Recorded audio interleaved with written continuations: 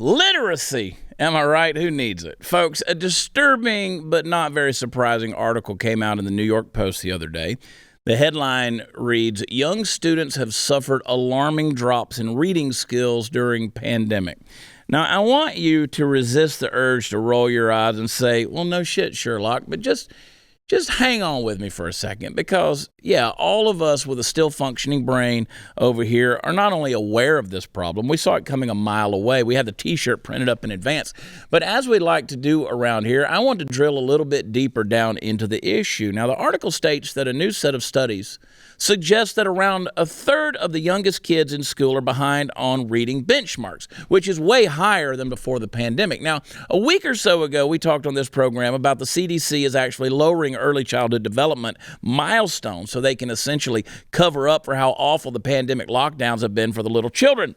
Now, I have to assume that it won't be long before they work to rewrite history on kindergarten students as well. And it'll be easy to do so since a whole bunch of them won't be able to even read that history. Now, according to the article, the study shows that, quote, for kindergarten students nationwide, the percentage of students at highest risk for not learning to read rose 8% during the pandemic from 29% in the middle of the 2019-2020 school year to 37% in the middle of 21-22 school year, end quote. Now, as you might imagine, this effect trickles upward. It's the gift that keeps on giving, you might say. And it prompts me to repeat the question I just asked a minute ago. Literacy? Who needs it? That's a serious question.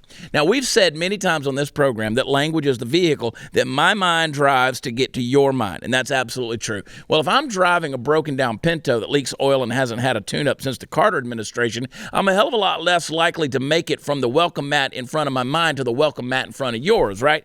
Now, look, surely those of us who are adults all know at this point that reading wasn't just some boring task that our teacher gave us to keep us busy so we wouldn't mutiny and take over the school, right? I mean, it wasn't just for that reason anyway. I mean, come on. Reading helps us develop critical thinking skills in life because reading expands the scope of what we can think about and how well we do it. Hell, fully half the value of a modern student reading Shakespeare is that you have no freaking clue what the guy's saying. And so you have to learn to contextualize. I don't know what Shakespeare's saying. Something about love or something dirty. But without expansion of the mind, there can be no real critical thinking. And without critical thinking, all of our communication with one another breaks down into meaningless and useless drivel. The kind of stuff that might be fun to engage in around the water cooler at work, but which in no way advances the general state of well-being of the country or society at large. Now, if you want my cynical take, it is far too late to shame the public education system into course correction. They've had their chance to shine, and even those of us who are against them wish they had done so, but they haven't.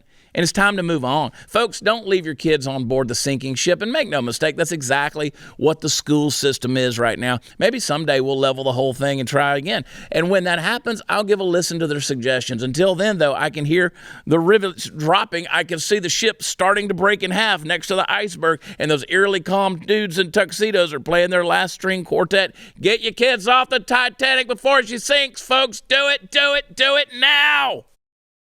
We're in trouble.